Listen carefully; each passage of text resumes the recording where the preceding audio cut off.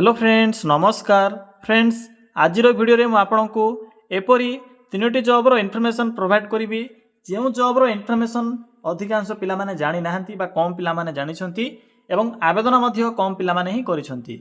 बहुत कम पिला माने आवेदन करिछंती। जदि आपण माने सेतिर आवेदन करंती तो सेतिर सिलेक्शन पाइबार परसेंटेज तिकी अधिक रहिबो। जदि आपण माने सिलेक्शन पाइबे तो पोस्टिंग निज जिल्ला रे पाई परिबे।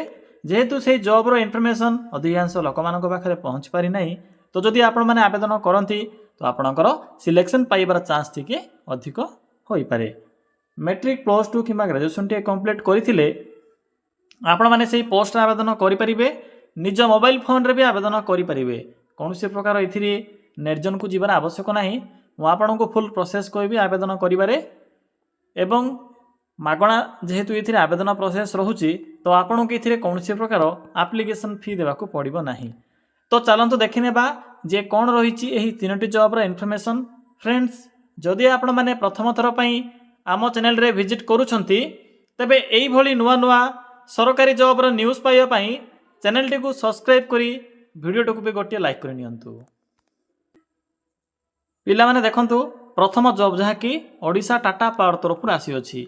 एई नियुक्ति प्रक्रिया द्वारा आपण माने निज निज अंचल रे थिबा विद्युत ऑफिस गुड़िकर पोस्टिंग पाई परिबे। देखंतु अधिकांश लोक माने जानिछंती केवल नॉर्थर्न डिवीजन विषय किंतु एबे साउथर्न डिवीजन सेंट्रल डिवीजन एवं वेस्टर्न डिवीजन भली डिफरेंट चारि प्रकार डिवीजन रो वैकेंसी आसी जाइछि। जेहेतु एथिरे डिवीजन वाइज पोस्टिंग रहुछि तो जदि पोस्टिंग पाइबे निज अंचल रे पाई परिबे। देखंतु क्यों माने आवेदन करि परिबे ना ऑल ओडिसा रो पिला माने ए वैकेंसी पई एलिजिबल होई परिबे। जेंडर टी मध्य बोथ मेल एंड फीमेल रहुछि। सैलरी आपन के एथिरे 24 रु 30 हजार पर्यंत पर मंथ देखिबा को मिलिबो। परमानेंट पोस्ट रहिबो। नेक्स्ट आसिला पोस्ट नेम एथिरे Tata junior officer supervisor assistant manager executive officer lineman या सहित मीटर रीडर पोस्ट में एथिरे वैकेंसी रहुछि। नेक्स्ट आसिला एजुकेशन क्वालिफिकेशन पिला माने ए तो होछि आपनकर गोटिए जॉब मु आउरी दुईटी जॉब रो इन्फॉर्मेशन प्रोवाइड करिवि। जदि आपण माने टाटा पावर रे पूर्व आवेदन करिसंती तो आपण माने से दुईटी जॉब रे निश्चित रूप ट्राई करिवे। कारण तीनोटी जाक जॉब पई सब पिला माने आवेदन करि परिबे। गोटिए साथी रे तीनोटी जाक पोस्ट भी आवेदन करि परिबे। बस देखि नियंतु जे आपण माने एलिजिबल हेउछंती का नाही। देखंतु टाटा पावर पई मैट्रिक प्लस टू ग्रेजुएशन सहित डिप्लोमा और एमबीए रो पिला माने भी एलिजिबल होई परिबे बा आवेदन करि परिबे। नेक्स्ट आसला एप्लिकेशन फी एथिरे आवेदन करिवार प्रोसेस कंप्लीटली फ्री रहउछि। फ्री ऑफ कॉस्ट रे पोस्ट आवेदन करि परिबे। आपन के एथिरे टंका टे भी पेमेंट करिवार आवश्यक नाही। एप्लिकेशन मोड एथिरे ऑनलाइन मोड रहउछि। निज मोबाइल माध्यम रे आवेदन करि परिबे। अप्लाई डेट तो स्टार्ट होई सारिछ ऑलरेडी। तो चलंतु एबे आलोचना करिबा पिला माने जो एथिरे आवेदन करिवार प्रोसेस म आपन को वीडियो शेष रे कहिबी। तो आपन को मु एबे 2 नंबर जॉब रो इन्फॉर्मेशन प्रोवाइड करिवि एवं वीडियो शेष रे जहाँ भी तीनोटी जॉब रो इन्फॉर्मेशन प्रोवाइड करूछि मु आपन को सही जॉब रे आवेदन करिवार प्रोसेस भी कहि देबी। पिला माने ए होछि 2 नंबर जॉब जहाँ कि केंद्रीय विद्यालय ओडिशा तरफ वैकेंसी टी रहुछि। ऑल ओडिशा रो पिला माने पोस्ट आवेदन करि परिबे। जहाँ कि ओडिशा भितर पोस्टिंग रहुछि निज निज ब्लॉक अंडर रे थिबा केवी अंडर रे पोस्टिंग पाई परिबे बा केवीएस अंडर रे पोस्टिंग पाई परिबे। देखंतु कोन सब पोस्ट होछि एथिरे वेरियस प्रकार बा डिफरेंट टाइप रो टीचिंग ए नॉन टीचिंग पोस्ट होछि जेपर कि कंप्यूटर टीचर प्राइमरी टीचर या सहित नर्स एजुकेटर हेल्पर भली डिफरेंट टाइप रो पोस्ट होइबो। एथिरे अप्लाई रो जो मोड रहउछि ऑफलाइन प्रोसेस रहउछि। आपण माने पोस्ट माध्यम रे जेपर कि स्पीड पोस्ट किबा रजिस्टर पोस्ट माध्यम रे आवेदन करि परिबे। एथिरे मोबाइल रे आवेदन करिवार प्रोसेस नाही। ऑल ओडिसा रो पिला माने आवेदन करि परिबे। तो पिला माने जो मैंने भी टीचिंग लाइन रे आवेदन करने चाहूँगी कि जदि आपंकर नॉन टीचिंग रो क्वालिफिकेशन जेपर कि मैट्रिक प्लस टू ग्रेजुएशन जहाँ भी थी से अनुसार आपण मैंने both teaching and non teaching post रे भी आवेदन करें। फ्रेंड्स यह हूँ नंबर 3 बा 3 number job notification. A notification T department of women and child development government of Odisha तरफ ए नोटिफिकेशन टी रोचे। ऑल ओवर ओडिशा पिला माने पोस्ट आवेदन करें। स्टेट गवर्नमेंट जॉब रहिबो। पोस्टिंग निज निज अंचल रे बा निज निज जिल्ला रे रहिबो। पोस्ट नेम देखंतु वर्कर और हेल्पर पोस्ट में वैकेंसी रहुछि। क्वालिफिकेशन प्लस टू पास रहिबो। प्लस टू टे कंप्लीट करथिले आपण माने पोस्ट आवेदन करि परिबे। ଆପଣଙ୍କ ମନରେ ଏକ କ୍ୱେଶ୍ଚିନ୍ ଆସୁଥିବ ଯେ ଆମେ ଆର୍ଟ୍ସରେ କିମ୍ବା କମର୍ସରେ +2 ପାସ୍ କରିଛୁ, କ'ଣ ଆବେଦନ କରିପାରିବୁ?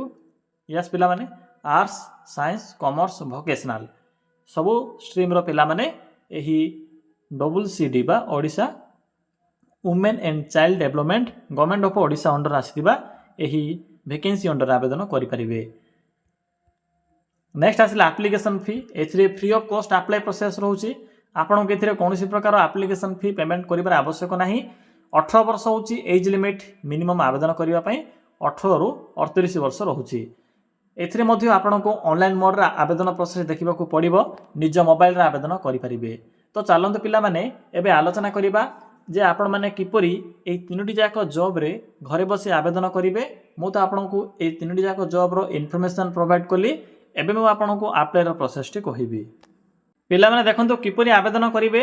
ଆବେଦନ କରିବା ପାଇଁ ସିମ୍ପଲି ଗୁଗଲକୁ ଆସନ୍ତୁ। ଗୁଗଲକୁ ଆସି ସିମ୍ପଲି ସର୍ଚ୍ଚ କରି ନିଅନ୍ତୁ, ଲେଖନ୍ତୁ ଓଡ଼ିଶା, ଦେନ୍ ସ୍ପେସ୍ ଲେଖିବେ GOVT ଜବ୍, ଦେନ୍ ଲେଖିବେ .in। এইଭଳି ଲେଖିଲା ପରେ ପାଖରେ ଥିବା ସର୍ଚ୍ଚର ଅପସନ୍ ଉପରେ କ୍ଲିକ୍ କରିବେ। ଫ୍ରେଣ୍ଡସ୍, କ୍ଲିକ୍ କରିସାରିଲା ପରେ ଆପଣଙ୍କ ସମ୍ମୁଖରେ ପ୍ରଥମ ପେଜରେ ହିଁ ଓଡ଼ିଶା GOVT ଜବ୍ର ସାଇଟ୍ ସହ ହେବ।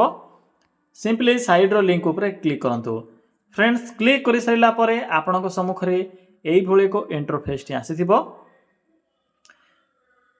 ତ ଦେଖନ୍ତୁ ପ୍ରଥମ ଜବ୍ର ଯେଉଁ ନୋଟିଫିକେସନ୍ ଥିଲା ଟାଟା ପାୱାର, ଏଠାରେ ମେଟ୍ରିକ୍ ଆଣ୍ଡ +2 ପାସ୍ ଜବ୍ର ଏକ ନୋଟିଫିକେସନ୍ଟି ବା ବକ୍ସଟି ଶୋ ହେଉଥିବ। ସିମ୍ପଲି ଏଠାରେ କ୍ଲିକ୍ କରନ୍ତୁ।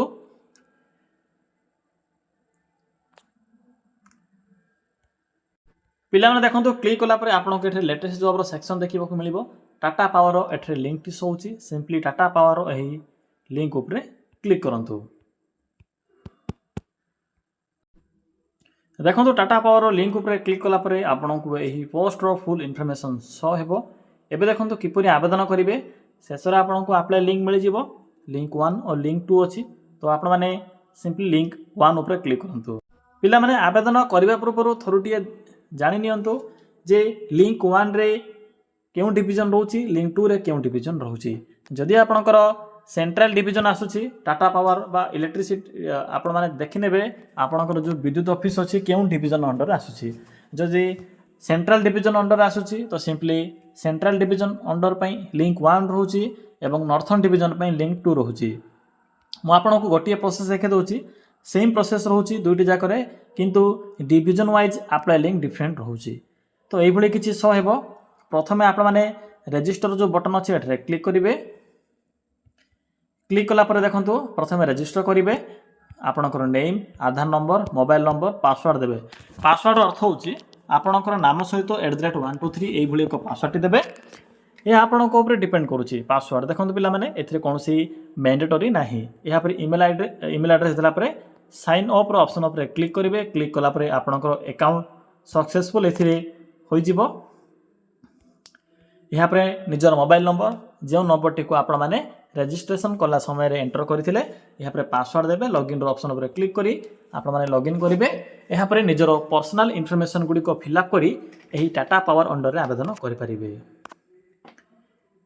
ଏବେ ସିମ୍ପଲି ବ୍ୟାକ୍ ଆସନ୍ତୁ। ବ୍ୟାକ୍ ଆସିଲା ପରେ ଆପଣଙ୍କୁ କେନ୍ଦ୍ରୀୟ ବିଦ୍ୟାଳୟ ଜବ୍ର ଆବେଦନର ପ୍ରୋସେସଟି ମୁଁ ଆପଣଙ୍କୁ ଏବେ କହିବି।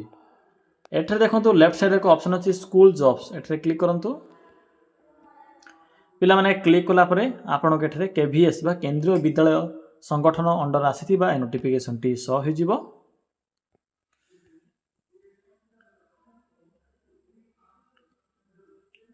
ମୁଁ ତ ଆପଣଙ୍କ ପୂର୍ବରୁ କହିସାରିଛି। ସାଲାରୀ ଦେଖନ୍ତୁ ଏଥିରେ 25ରୁ 27 ହଜାର ପର୍ଯ୍ୟନ୍ତ ପର ମନ୍ଥ ସାଲାରୀ ରହିବ। କିପରି ଦେଖନ୍ତୁ ଆବେଦନ କରିବେ। ଏଠାରେ PDF ଲିଙ୍କ ଅଛି। PDF ଲିଙ୍କ ଉପରେ କ୍ଲିକ୍ କରିବେ। କ୍ଲିକ୍ କଲା ପରେ ଆପଣଙ୍କୁ ଏହି ପୋଷ୍ଟର ଫୁଲ୍ ଇନଫର୍ମେସନ୍ ଶୋ ହେବ, ଯେପରିକି କ'ଣ ସବୁ ପୋଷ୍ଟ ହେଉଛି। ପ୍ରାଇମେରୀ ଟିଚର, ଏହା ସହିତ ଏଜୁକେଟର, ଡିଫରେଣ୍ଟ ଟାଇପ୍ର ଟିଚିଂ ଓ ନନ୍ ଟିଚିଂ ପୋଷ୍ଟ ହେଉଛି। ଭଲ ଭାବରେ ଦେଖିବେ। ଦେଖି ସାରିଲା ପରେ ଆପ୍ଲିକେସନ୍ ଫର୍ମ ମିଳିବ, ଫର୍ମ ଫିଲ୍ଅପ୍ କରିବେ ଏବଂ ଏଠାରେ ଆଡ୍ରେସ୍ ମଧ୍ୟ ମେନସନ୍ କରାଯାଇଛି, ସାଲାରୀ ମଧ୍ୟ ମେନସନ୍ କରାଯାଇଛି। ତ ଏଲିଜିବଲ୍ ହେଉଥିବା ପୋଷ୍ଟରେ ଆବେଦନ କରିବେ। ପୋଷ୍ଟିଂ ଦେଖନ୍ତୁ ଏ ଯେଉଁ କେନ୍ଦ୍ରୀୟ ବିଦ୍ୟାଳୟର ପୋଷ୍ଟିଂ କେଉଁଠି ରହିବ ପିଲାମାନେ, ପୋଷ୍ଟିଂଟା ଅଲ୍ ଓଭର ଓଡ଼ିଶା ମଧ୍ୟ ରହୁଛି। ତ ଓଡ଼ିଶା ଭିତରେ ହିଁ ପୋଷ୍ଟିଂ ରହିବ। ଏବେ ସିମ୍ପଲି ବ୍ୟାକ୍ ଆସନ୍ତୁ। ବ୍ୟାକ୍ ଆସିଲା ପରେ ଏଠାରେ ଏକ ଅପସନ୍ ଅଛି ଦେଖନ୍ତୁ ଅଙ୍ଗନୱାଡ଼ି ଜବ୍ ବା ଭିଲେଜ ଲେଭେଲ୍ ଜବ୍। देखिपे विलेज लेवल जॉब एक ऑप्शन अच्छी एठरे क्लिक करंतु। क्लिक कला पर देखंतु WCD ओडिशा बा women and child development government of Odisha तरफ आसीथिबा नोटिफिकेशन टी शो हो जिवो। एठरे क्लिक करंतु पिला माने।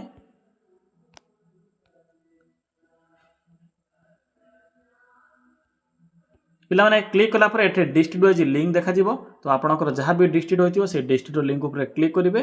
सिलेक्ट डिस्ट्रिक्ट ऊपर क्लिक करी प्रथमे देखिबे जे आपनकर जिल्ला रे वैकेंसी अछि कि नाही।